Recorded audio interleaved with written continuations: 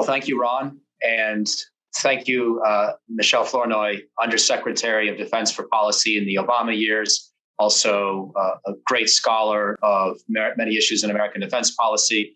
Previously, Michele, you served in the Clinton Pentagon. And so I want to begin, if I could, Secretary Flournoy, by asking you to reflect on what these 20 years have meant for your career and maybe how much they changed your expectations of what much of your career would be about, how much they've dominated, the last 20 years, and what that's meant for you personally, but also at a human level for our colleagues, our peers in and out of uniform, people who have spent the last 20 years, in many cases, largely focused on a threat that many didn't see coming just 2 decades ago. So again, it's an honor to be interviewing you today, and over to you, my friend. Well, it's great to be with you, Michael, and thanks so much, Ron. So it's interesting when I think about my career in total, it's really been bookended by 2 periods where we were transitioning from one period to another. So when I started my career coming out of grad school in the mid-'80s, going into the field, it was really coming out of the Cold War. And the challenge was, things like how do you keep 4 nuclear powers from emerging from the former Soviet Union? It was nuclear threat reduction, those kind of things. But it was also figuring out what is the U.S. role in the world in a more kind of unipolar moment. And what is the overarching frame for U.S. strategy in a post-Cold War period? The occurrence of 9/11 really disrupted that and created a massive focus for just about everybody in the field to really understand the threat of transnational terrorism, how we would organize better as a country to defeat it, to manage it, and so forth. And then that's really dominated the last 20 years. And now here again, we are at a new transition to a new period where it's really going to be much more defined by great power competition, particularly the multidimensional competition with a rising China. So I sort of have these 2 bookends of transitional periods that I experienced early in my career and now here again. But in the middle, it really was very much defined by all of the developments that came out of what we now call the 9/11 period. So I wanted to also note, in reflecting back on the last 20 years, Secretary Flournoy, that you were in the undersecretary position, one of the first people to be advocating what's now been known as the rebalance or the pivot to Asia, even as you were also doggedly focused and intently focused on the ongoing challenge of violent extremism and the Afghanistan mission, Iraq mission, which was coming to a close at that moment, at least for a while.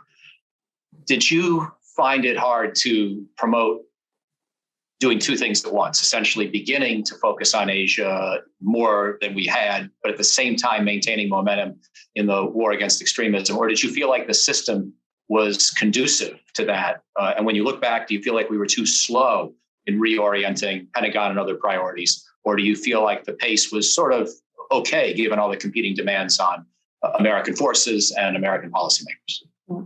Well, President Obama came into office kind of with the thesis that the Asia Pacific would be the region that would be most consequential for the prosperity and security of Americans for the next 50 plus years. And you could see that inclination in some of his early actions, having Secretary Clinton have her first visit to Asia Pacific, inviting the first leader for a state dinner as the Indian Prime Minister, sending those early signals about the importance of Asia. And yet he inherited 2 ongoing wars in Afghanistan and Iraq, a global campaign against terrorism that was still quite active, focused on Al-Qaeda, and the institutional drag of and focus on the wars we were in was quite substantial. I mean, at one level, understandable, because you had many, many Americans in harm's way. And of course,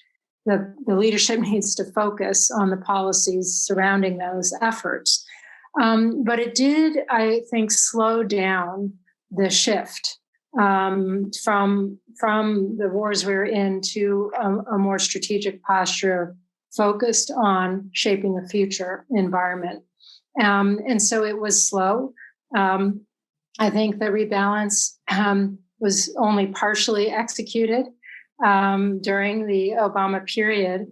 And even now, as we talk about stepping up to a greater competition with China and the need to reorient DoD acquisition and speed our adoption of innovative solutions to give us a technological edge and to deter and defeat if necessary, it's still like kind of walking through Jello. I mean, it's just very hard to shift the institutional focus from the meeting the current needs to really investing what we need to change our posture for the future.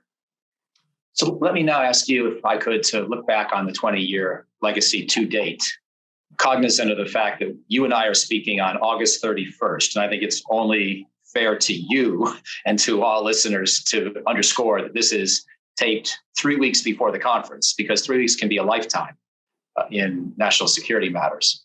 But as we look back with the Afghanistan pullout completed just hours ago, but we think of the entire broader effort, how do you assess our progress against violent extremism in the last 20 years? And I'll just add as one additional footnote, you may or may not find this a useful point of reference. I just co-authored a piece with Hal Brands where we try to argue by 3 criteria, the war has been generally successful. By 3 others, it's been generally unsuccessful. And it's sort of a Rorschach test as to whether you see the glass half full or half empty. But I'd really be curious how you see it.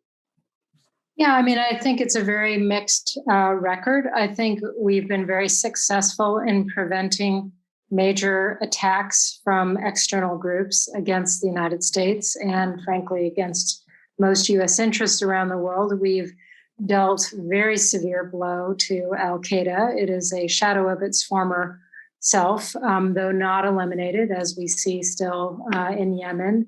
And now I think we're starting to see the beginnings of some reconstitution in eastern Afghanistan.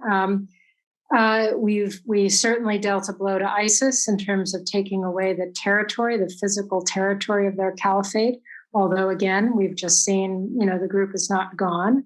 And so I think we have managed to reduce the sort of direct, substantial homeland threats from external terrorism. We've managed to disrupt these organizations, to remove many layers of their leadership cadres. And so now it really is it's one of these things that you have to keep managing over time, because there will be times when they reconstitute, new leaders come in, new recruits come in. It's a dynamic situation. You have to keep your eye on the ball. We've also gotten much, much better since 9/11 in putting the pieces of the puzzle together, working across the intelligence agencies, law enforcement agencies, the military, the State Department, even Treasury with financial information, putting all the pieces together to stay ahead of the threat, to anticipate the threat and be in a position to disrupt it before attacks actually occur. Where we've not had such good results is in denying safe haven, right? Because there we've tried to undertake more transformative efforts in places like Afghanistan. And it's just been very, very difficult to create sustainable change at a country level. As we've just seen in Afghanistan, we still see in places like Syria and Yemen and elsewhere. So I think we're doing well in dealing with the groups and disrupting their ability to attack us, not so well in transforming countries and taking them off the potential safe haven list. So is this a situation where you can offer a net assessment, more good than bad or more bad than good, or do you just not use that kind of a calculus? Because it's, as you just laid out, it's just so clear where we've had a huge success. I mean, only, fewer than 100 Americans killed by violent extremism on American soil since 9/11. If you had given George W. Bush that option for any policy on September 12, 2001, he would have leapt at the, limited damage. And yet, several $1 trillion of American military expense, 7,000 dead Americans, many more wounded, and societies in the broader Middle East not really in any better shape on balance. So when you lay that out, do you have a bottom line? Has this gone better or worse than you expected? I don't think the net assessment is as important as learning some lessons. Like, I think we can do tactical counterterrorism very, very well and consistently. And frankly, we will need to continue to do it over time as the threat continues to morph and evolve. Where we should take a big, humility pill is when we try to fundamentally transform countries such that they will no longer be a breeding ground for a safe haven for terrorists. And there, I think we've had much more mixed results, and probably our level of ambition, and our confidence in our ability to change other societies was probably greater than what both history and realism would suggest. And I count myself among those who, need to learn lessons. We all need to really understand all of the challenges we've encountered, the mistakes that have been made. But the important thing is learn from them and make sure that in the future we craft missions more carefully, we're more clear on our objectives, and we're more realistic about how much change you can make in another country and in another society. And I count myself in that group that needs to learn lessons too, certainly. But I wanted to explore a little bit more on this point because, as you know, and we're in the aftermath of the Afghanistan debacle, at least in terms of trying to protect a government that we had helped shore up. There's a lot of recrimination. There's a lot of difficult debate in our country. Some of it's necessary. But I also worry that it may not lead to any more consensus than we had after Vietnam, where people learned different lessons. And as you know, the Washington Post, for example, has talked about the Afghanistan papers, alleging that senior officials throughout several administrations knew full well this mission wasn't going well, but didn't have the guts or the decency to say so to the American people. I didn't react well to the Afghanistan papers, but I wanted to ask you if that's the interpretation that you now have looking back, that somehow the government knew that this wasn't really succeeding, even in real time, and just didn't want to share that message, wanted to double down on a failing strategy, or was it a little bit more of a subtle problem that we always thought we might have a strategy that might work better than the one before, and we kept hoping for the best, and we just got a little bit, too hopeful rather than in any way deceitful? I'd be curious how you react. I did not see any official that I worked with lie to the Congress or to the American people. People testified what they believed at the time. And, I think even when we got bad news that made us question our fundamental assumptions, like the Kabul bank scandal, which revealed that the level of corruption in the country was not just petty corruption, which everybody knew and expected in a place like Afghanistan, but really systemic level of corruption. I think at that point, it gave us pause. But at that point, I think many people argued, look, Afghanistan's never going to have a strong central government. What happens in Kabul is not as important as whether you can build local governance that is responsive to needs of the people. And so everybody was doubling down on local governance as opposed to expecting Kabul to deliver for the Afghan people. And so people made adjustments in their assumptions and their strategies. But I don't think that they had fundamentally rethought them and therefore were just deceiving the American people. I mean, the people I worked with, we might have had disagreements, we might have debated different issues, but for the most part, these were well-meaning people of integrity who were making their best judgment call, whether they were right or they were wrong, but it was not deceit in my experience. So one more question on Afghanistan, just because obviously it's going to dominate the debate for a while more in the United States at this particular anniversary, maybe not for the next one. Only one country in a multinational struggle. But I wanted to ask you to to go back to your earlier answer and explain your best interpretation as to why we got our vision too ambitious, why we made our goals too high for Afghanistan, because we didn't do that at first, right? The Bush administration was accused of not doing enough and of focusing too quickly on Iraq and of, sort of ignoring Afghanistan. And Senator Obama campaigned along those lines when he ran for president in 2008. But ironically, he didn't get much debate from Senator McCain because McCain felt the same way. And by that point, even George W. Bush still seemed to feel that we should do more in Afghanistan. So you had a lot of consensus in that period that the initial more or less hands-off approach hadn't been enough. So what was it about what happened next that overreached? Do you have any, I don't know how to answer this question myself, so I'm glad I get to ask it, not answer it. But do you have any specific example of where our goal for Afghanistan got unnecessarily and unrealistically high, and we really should have sort of known better, or at least need to know better next time? I think there are many mistakes, but let me highlight some of them. I think, at the very beginning, in the bond process of drafting the Afghan constitution, we created a constitution that describes an idyllic Jeffersonian democracy with a strong central government that rules a country that had no tradition of either central government rule, beyond a couple of the monarchs who, reigned briefly, that does have a local governance tradition, but and a participatory tradition, but not a Western democracy tradition.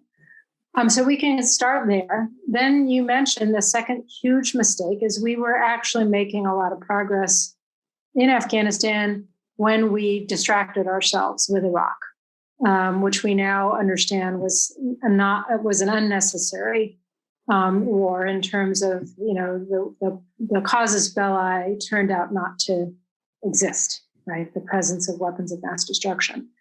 And I think that taking the eye off the ball in Afghanistan created a period of drift from sort of 2003 to 2009.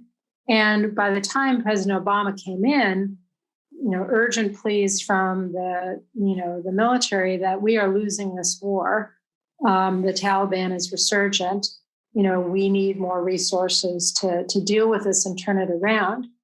And then I think a third, pitfall was, as we discussed what's the right approach, and counterinsurgency was put forward as a solution.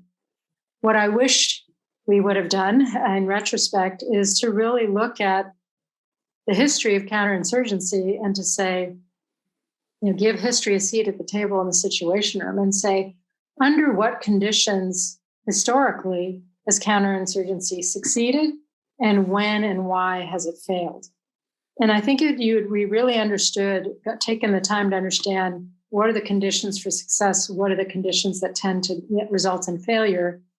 And we looked at Afghanistan and the conditions there, we might have made a different choice about the strategy, and a different judgment about whether counterinsurgency was really possible in Afghanistan, in the time and with the resources and the conditions, like a sanctuary in Pakistan that, were on the table at the time. And then there are other mistakes like, trying to build an Afghan army that looks like the US Army, as opposed to something that could be more sustainable in an Afghan context.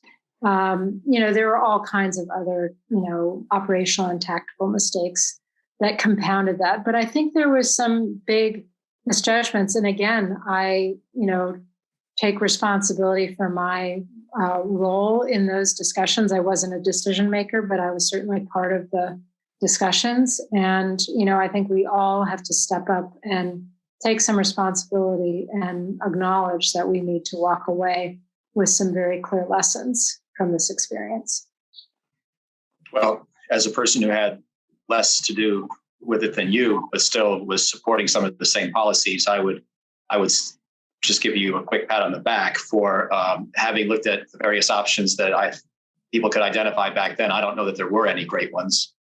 And, the only reason counterinsurgency was ultimately attempted is because, the other approach had demonstrably failed, of hoping that we could have a sustainable counterterrorism mission without any kind of state strength or legitimacy of its governance. But yeah, lots to discuss. Do you feel, last question on Afghanistan, then we'll go to the future as we wrap up. Do you feel that the mission really had fundamentally failed by early 2021, or without getting into a relitigation of President Biden's decision to leave, did you feel that there were at least multiple paths forward that might have been followed had we stayed, and it really was not knowable whether the mission was inevitably headed for defeat in the sense of the Taliban winning decisive military victory? Yeah, I mean, I lay the blame on another strategic mistake to the Trump administration, because I think prior to Trump's drawdown, last drawdown of American troops and negotiation of this U.S.-Taliban agreement, prior to that, things had basically been fought to a stalemate. Taliban wasn't going to win militarily. The Afghans, with our support, weren't going to win militarily. But that's what created the impetus for the Taliban to come to the negotiating table.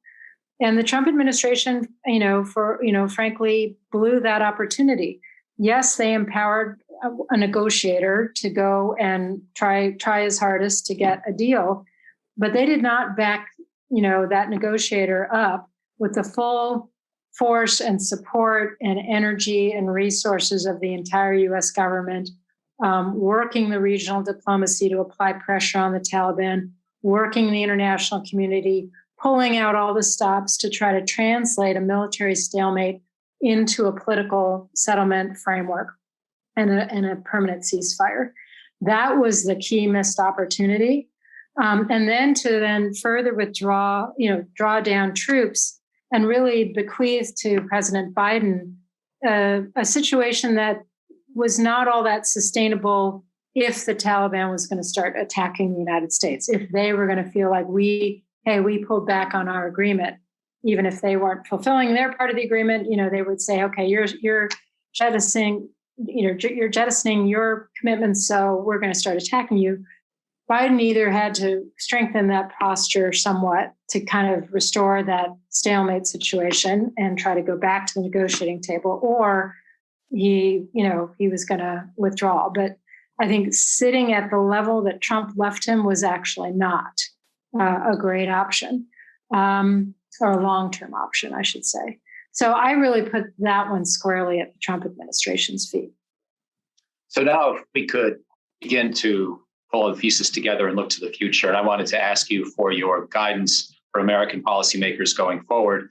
Obviously a broad counterterrorism strategy involves everything from regional intelligence and military capabilities throughout the region to homeland security, to intelligence agencies cooperating, working with allies in the region and beyond, and also waiting for the opportunities for political reform in the broader Middle East that can help deal with the root causes. So with that whole agenda before us, an agenda that you've wrestled with now for 20 years in various capacities, is there any particular piece of it, and maybe you want to say we sort of have right now, and maybe not all of it's broken, but also any particular piece of it that you'd like to begin a conversation about how we need to make big change?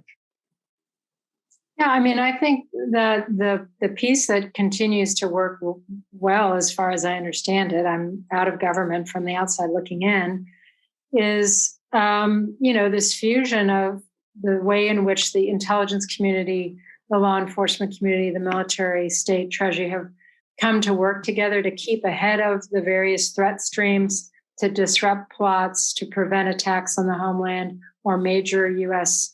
facilities abroad. I mean, that is just the absence of another 9/11, is saying something about the success we've been having. And so that, I think, is kind of a foundation of activity that should continue and hopefully continue to be successful. I think one of the challenges that community faces, particularly domestic law enforcement, is that the greatest terrorism threat in the United States today is not from external actors. It's domestic terrorism here inside. And so that is going to, divide the attention of law enforcement substantially to try to keep track of those challenges, and that's a whole different kettle of fish to deal with. But that is a new challenge. But I think we're in a position where we can sort of keep a lid on the seriousness of the threat that is being posed if we play our cards right. It is harder to do over the horizon without intelligence eyes and ears and some kind of either partner forces or special operations forces boots on the ground to prosecute targets in these disruption operations.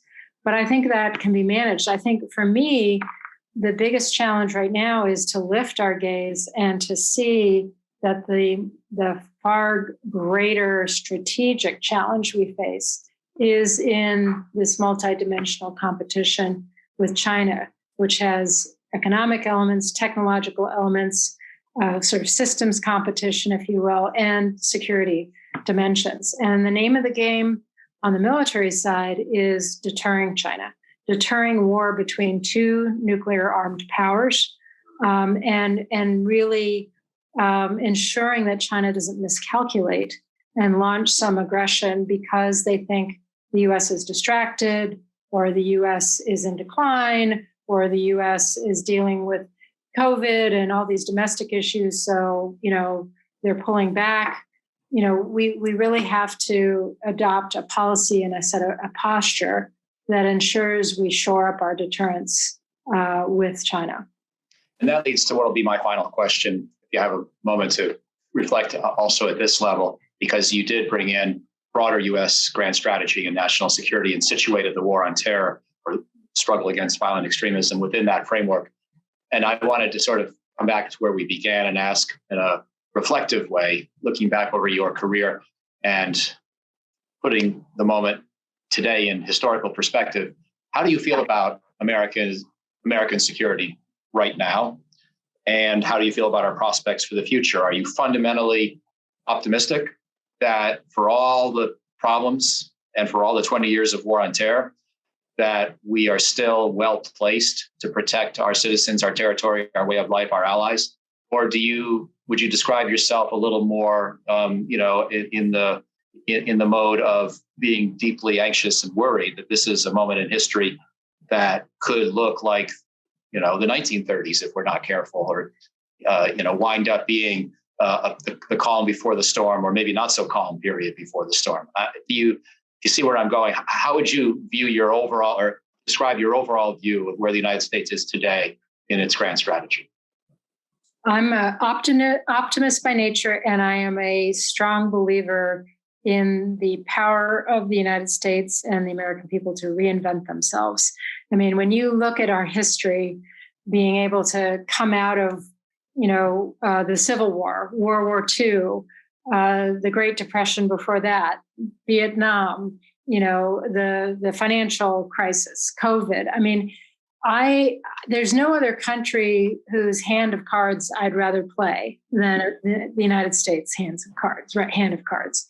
But we got to play those cards well. And right now, I don't see us doing that as well as we could or we should. Though, again, I'm hopeful that people are waking up to this. In my view, I think President Biden has it right in that the first item on the agenda is in reinvesting in the drivers of our own competitiveness. And frankly, the bipartisan consensus on the Hill has just gotten this right with the infrastructure bill as a start. So we've got to come through COVID. We've got to get the economy moving again. We've got to invest in science and technology, research and development, access to higher education, make key bets in key technology areas where we have to maintain an advantage, smart immigration policy to keep attracting the best and brightest in the world and get them to actually stay here, and invest in businesses and labs and enterprises here. So we've got to do a better job of that. And that will require something that looks a little like industrial policy, things like the CHIPS Act, to give, incentivize the American private sector to really invest in some of these key areas. And then we've got to build a broader coalition of like-minded states that share many of our interests and many of our values and compete alongside, with our allies kind of shoulder to shoulder. So I think those elements are really, really key. But the bureaucratic inertia, the resistance to change is still making us much too slow. There's a ton of fantastic, innovative technologies that are on offer to the Department of Defense, for example, wonderful prototypes that have demonstrated new capabilities. But the ability to take those across the valley of death between prototype and program of record, the ability to scale them with speed and get ahead of our competitors, that's the kind of nut we have to crack if we're going to reset the table and be very strong in our deterrent position going forward. And I'll refer all interested viewers to your excellent article in Foreign Affairs from this past spring, where you tried to get into some of those issues in greater detail. Secretary Flournoy, I'm sure you want to join me as well, and this will be my last word in thanking all those who have done so much for us these last 20 years in uniform, veterans, their families, diplomats, aid workers. But I also want to thank you. And I know you've worked very hard at this in and out of government. And thanks as well for the opportunity today. Yeah. And I would just add, I come from a military family. My husband served, my oldest son is serving. I think it's very important that we have had a lot of ups and downs over these 20 years. But those who've put themselves on the line, be it in the military, in the diplomatic community, in the development community, your work has not been in vain. You have been there to protect your country. You've been there to advance the strategies that people thought were best at the time. You were there for the people standing alongside you. And that service and that sacrifice is appreciated and will not be forgotten, even in a time when we may have fallen short of our original goals in a place like Afghanistan. Thank you for those great words and for the chance to speak today. And now, Ron, we'll say goodbye and hand back to you.